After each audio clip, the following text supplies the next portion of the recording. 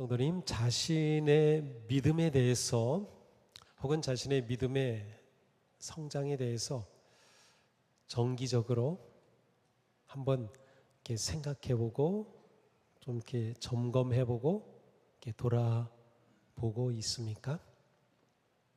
내가 신앙생활을 잘하고 있는지, 내 신앙은 정말 건강한지, 내 믿음은 깊어지고 있는지 스스로가 자기 자신을 그렇게 살펴보는 것 굉장히 중요한 일입니다.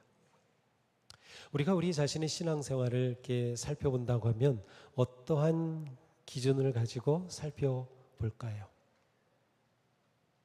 매주일 예배 잘 드리는지, 매일 기도하는지, 매일 말씀을 읽고 묵상하는지, 사랑으로 섬기며 봉사하는지, 사역을 기쁨으로 하고 있는지, 이러한 것들이겠죠. 정말 이것은 우리의 신앙생활에서 굉장히 중요한 것들입니다. 우리의 믿음은 단지 마음과 내면에만 있는 것이 아니고 겉으로 삶으로 드러나는 것이기 때문이죠. 하지만 이것만 가지고는 뭔가 부족할 것 같아요. 내가 정말 내 믿음이 견고하고 내 믿음이 깊고 내 믿음이 건강하고 내 믿음이 성장하고 있는지를 살펴보기 위해서 우리가 빠뜨리지 않아야 할 아주 중요한 한 가지 기준이 있습니다. 그것은 바로 감사입니다. 감사예요. 내 신앙이 건강한가? 내가 감사하는 삶을 살고 있는가? 물어보면 되는 거예요. 예배 중요하죠. 그렇다면 정말 감사로 예배하고 있는가? 감사로 기도하고 있는가? 감사로 말씀을 먹는가? 감사로 사역하고 있는가? 감사로 섬기며 사랑의 삶을 살고 있는가를 물어보는 거예요. 감사는 우리의 신앙을 점검하는 아주 중요한 기준이 되며 핵심이라고 할 수 있습니다. 우리는 1년에 2번 감사절을 지킵니다. 맥주 감사절 그리고 추수 감사절입니다. 어떤 분들은 이 감사절은 농경시대의 문화를 배경으로 하고 있는 것이 아니냐, 그래서 보리를 추수하고 맥주 감사절을 그리고 가을 거지를 하면서 추수 감사절을 지키는 것인데, 지금 우리는 AI 인공지능 시대에 엄청난 기술이 발전한 그러한 시대에 살고 있는데, 이 시대에 맥주 감사절을 지키는 거 이거는 아닌 것 같다고 말하는 사람들도 있습니다. 어떻게 생각하시나요? 대답이 없으신 거 보니까 그런 생각을 하시는 것 같은데, 자, 제가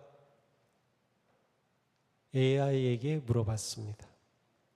챗 GPT라는 게 있어서 제미나이라는 것도 있고 뭐 여러 가지 있는데 인공지능이에요. 그래서 거기다 말로 물어보면 말로 대답해 주고요, 글로 물어보면 또 글로 대답해 줘요. 내 고민을 얘기하면 그것도 다 들어주고요. 네, 요즘 그런 시대예요. 그래서 제가 챗 GPT 4.0에게 이렇게 물어봤어요. AI 시대, 과학기술이 발전한 이 시대에 맥주 감사절을 지키는 것이 여전히 옳을까?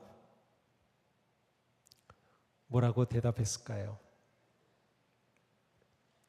현대는 곡식이 아니라 데이터, 지식, 기술을 수확하는 시대입니다. 하지만 수학의 본질은 바뀌지 않았습니다.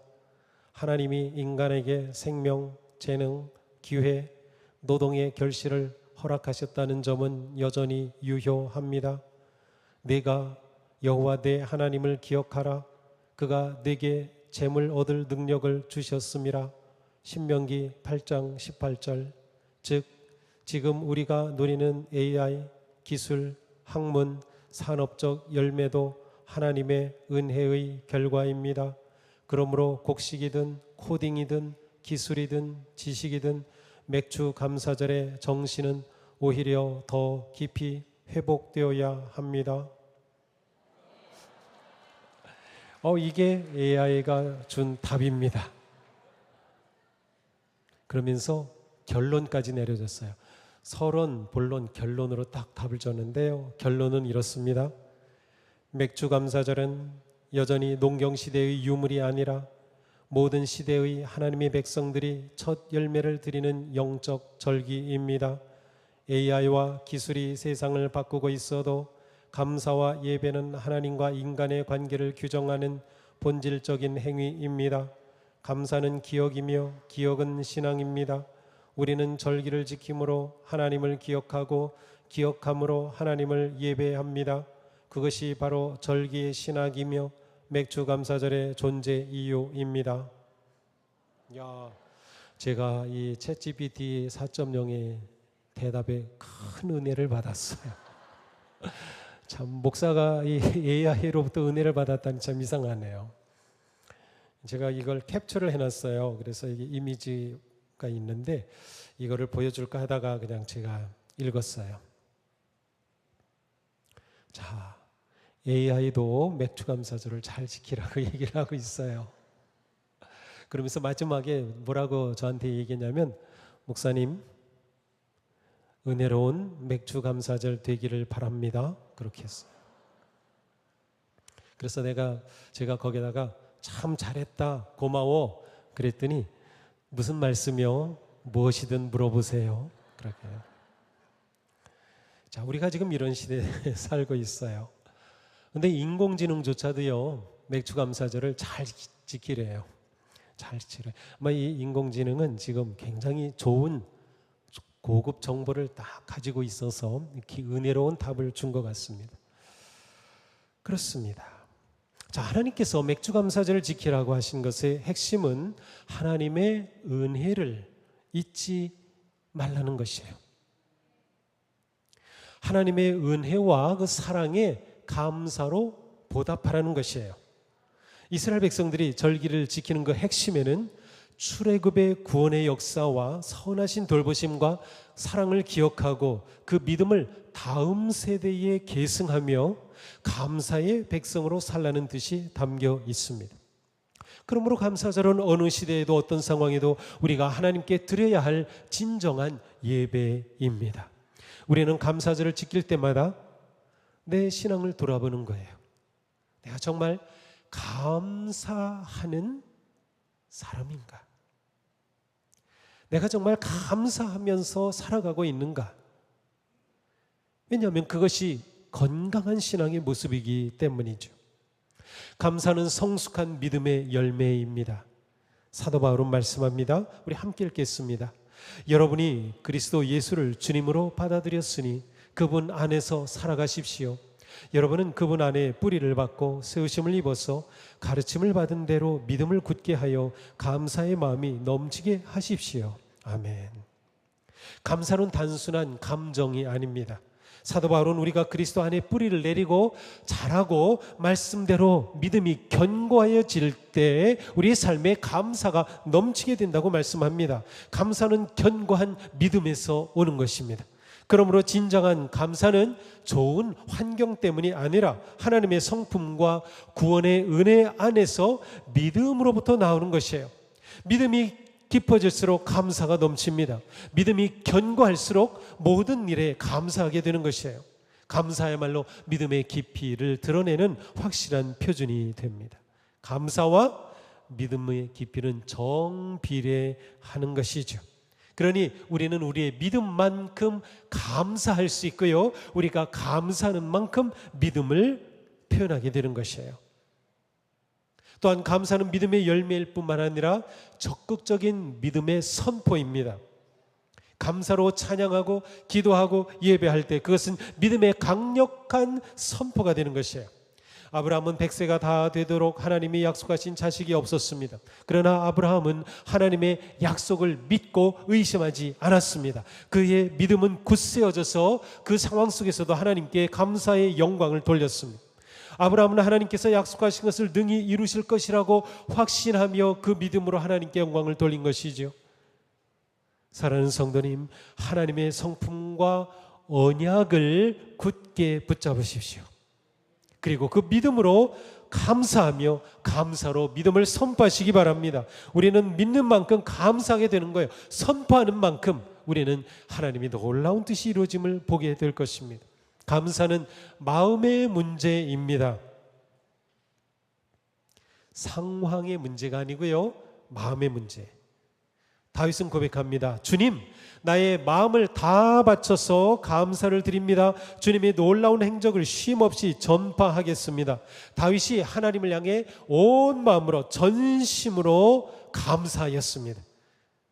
그렇게 감사할 수 있었던 것은 하나님이 행하신 일을 기억하였기 때문이고, 그리고 하나님의 그 놀라운 일을 선포하겠다고 고백할 수 있었습니다.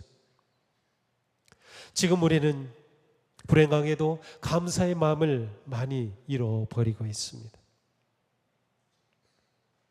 세상은 개인의 권리와 이익을 주장하는 소리로 가득합니다. 자신의 신념과 주장에 매몰되어서 자기 편집증에 빠진 사람들의 소리가 더 큽니다.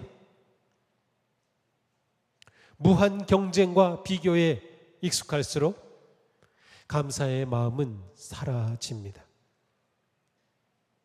우리가 영적 치매에 걸려서 하나님의 구속의 은혜와 그 사랑을 기억하지 못하면 우리는 세상에 이러한 영향을 받기 때문에 감사가 사라지는 것이에요. 감사는 단지 좋은 일이 일어난 결과가 아닙니다. 행운이 찾아온 결과가 아닙니다. 성도의 감사는 하나님이 행하신 놀라운 일을 기억하며 하나님의 그 성품을 신뢰하는 믿음의 고백인 것입니다. 진정한 감사는 상황이 아니라 내적인 믿음의 근거에서, 마음에서부터 우러러나오는 거예요. 그러기에 성도는 항상 어떤 때에도 감사할 수 있는 거예요. 내면에서부터 감사의 마음이 흘러나오기 때문이에요. 하박국 선지자는 노래합니다. 무화과나무에 과일이 없고 포도나무에 열매가 없을지라도, 올리브나무에서 딸 것이 없고 밭에서 거두어들일 것이 없을지라도, 우리의 양이 없고 외양간에 소가 없을지라도 나는 주님 안에서 즐거워하련다. 나를 구원하신 하나님 안에서 기뻐하련다.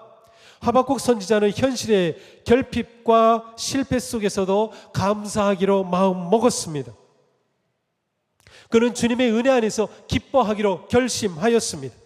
자신을 구원하신 하나님의 놀라운 능력과 은혜를 기억하고 의지하였기 때문입니다.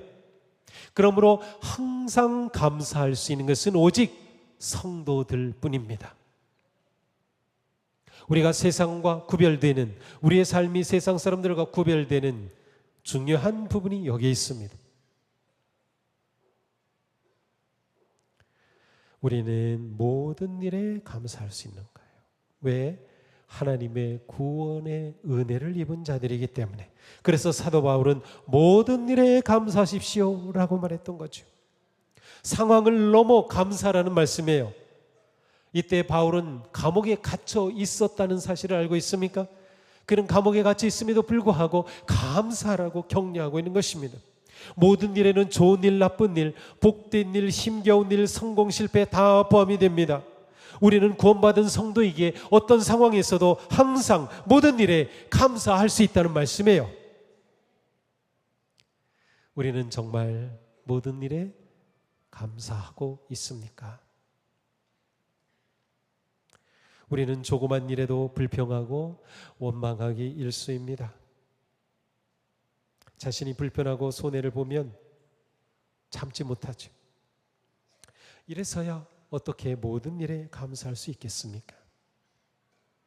모든 일에 감사하는 것은 하나님의 구원의 은혜를 인정하는 것이에요. 하나님의 구원 앞에서 우리가 감사하지 못할 일은 없기 때문입니다. 모든 일에 감사하는 것은 상황을 넘어 역사하시는 하나님을 바라보고 신뢰하는 것이에요. 믿음의 눈은 상황이 아니라 그 너머에 계신 하나님의 섭리를 보는 것이기 때문이죠.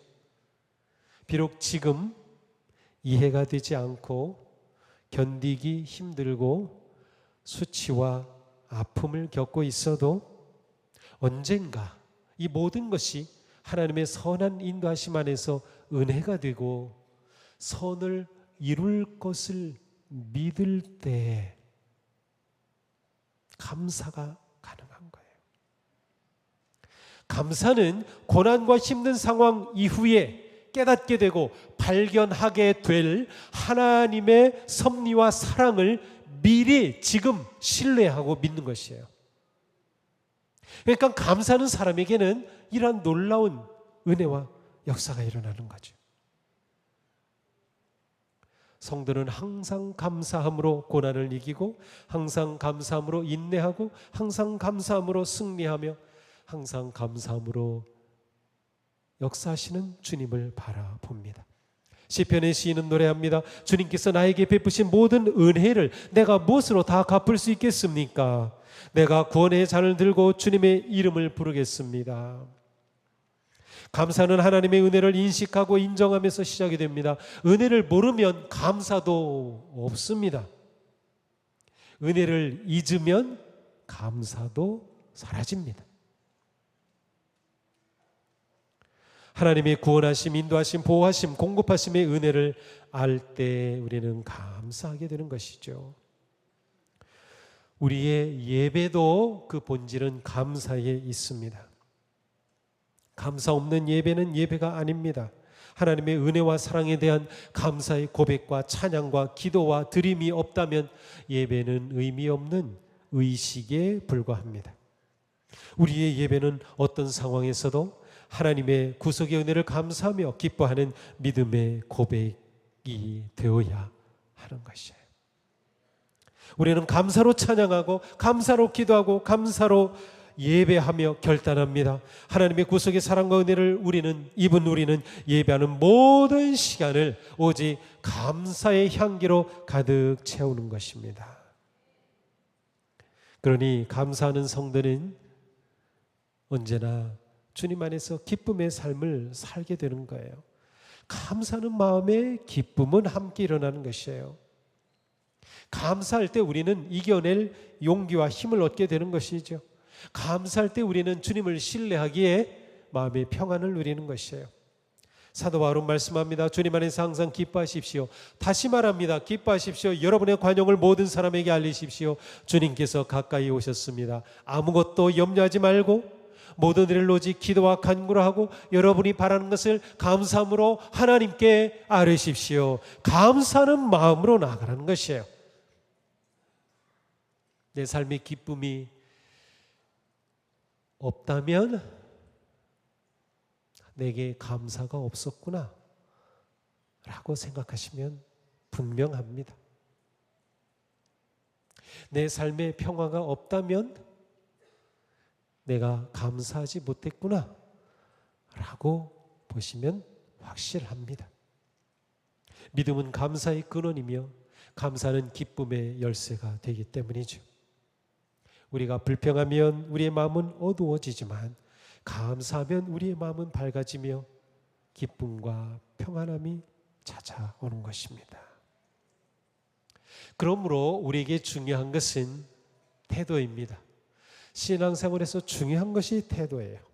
태도라는 것은 삶의 자세입니다. 그리고 어떠한 것을 향하는 방향입니다. 우리가 어떤 태도를 보이느냐에 따라서 인생의 방향과 열매가 달라집니다. 성도에게 가장 중요한 태도의 하나는 감사입니다. 감사의 태도란 우리가 어떤 일을 만나든 감사의 마음으로 반응하는 것을 말합니다. 감사의 태도는 배 밑에 있는 키와 같습니다. 그래서 배의 방향을 결정하는 거예요. 이 키가 방향타가 되는 거죠. 바람과 해류가 배의 방향을 결정하는 게 아닙니다. 키가 배의 방향을 결정하는 거예요. 환경과 상황이 우리 인생의 방향을 결정하는 게 아닙니다. 내 마음의 태도가 결정합니다. 그래서 태도를 중요하게 해요. 그 중에서 감사의 태도가 중요한 것입니다. 감사의 태도는 어떤 상황에서도 내 인생을 복의 길로 가도록 이끌어주기 때문이에요. 사도 바울은 이렇게 말씀합니다. 여러분 안에 이 마음을 품으십시오. 그것은 곧 그리스도 예수의 마음입니다. 자, 여기서의 마음이라고 하는 단어 마음을 품는다. 원래는 이제 우리말로는 명사로 번역이 되는데 원래는 마음을 품다라는 동사입니다. 마음을 품다라고 하는 이 단어는 태도를 보인다라는 뜻이에요. 그래서 영어 성경에서는 예수 그리스도의 마음이라고 하는 단어를 태도라는 단어 attitude로 번역을 했어요. 사도 바울은 우리에게 예수님의 태도를 본받으라는 것이에요. 예수님의 마음, 예수님의 태도를 본받으라는 거죠. 예수님의 마음, 예수님의 태도는 무엇입니까? 5천 명의 사람들이 모여 있는 저녁에 그들은 모두 배고팠습니다. 그런데 그들에게 먹을 게 없어요. 먹을 것을 주려고 했지만 예수님의 손에 들린 것은 겨우 보리빵 5개, 물고기 2마리였어요. 그럴 때 예수님은 그것을 들고 하나님께 감사하였습니다. 감사했어요. 예수님은 제자들과 마지막 만찬을 나누시면서 십자가의 고난과 죽음 바로 앞에 계셨지만 감사하시면서 빵을 떼어 제자들에게 나눠주셨어요. 예수님은 사랑하던 형제와 같은 나사로가 죽어 무덤에 갇혔습니다. 무덤에 묻혔습니다. 그 무덤 앞에 서신 예수님은 하나님께 감사하셨어요. 예수님의 마음, 예수님의 태도는 바로 감사였습니다. 우리에게 이 태도를 본받으라는 것이에요. 감사의 태도로 살라는 것이에요. 무슨 일이 오든 어떤 상황에서든 감사로 반응하라는 것이죠. 바빌론의 포로로 잡혀간 다니엘은 어떤 태도로 살았습니까? 성경은 이렇게 증언합니다. 그는 늘 하듯이 하루에 3번씩 그의 하나님께 무릎을 꿇고 기도하며 감사를 드렸다. 늘 하듯이 무엇입니까? 이것은 다니엘의 태도였음을 보여줍니다.